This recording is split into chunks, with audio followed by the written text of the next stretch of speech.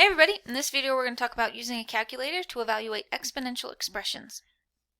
So this topic is fairly simple, but the trick is everyone's calculator is different. I'm going to show you on a basic calculator that I can just pull up on my computer or my phone, but if you have a graphing calculator or whatnot, you can type exactly your calculator into the internets, into the YouTubes, and say, this calculator evaluating exponential expressions.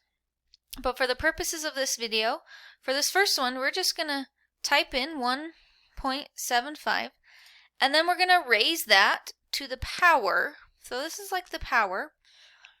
Raise that to the power of 0.5, and then I'm going to make that 0.5 negative. So we should get 0.75 592. But now it says round to the nearest thousandth.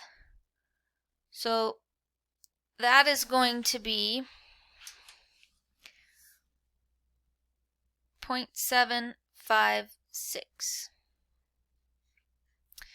Okay, for the next one, how do we need to do this one?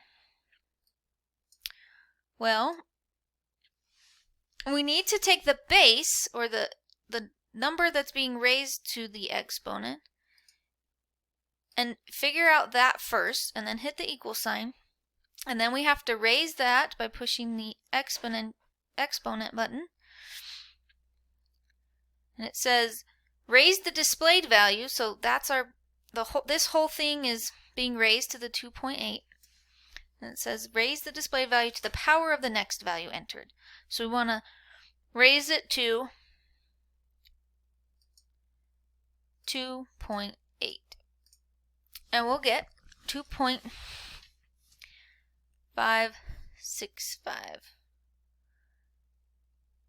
and that's fully rounded to the nearest thousandth. So that's all you do for using a calculator to evaluate exponential expressions.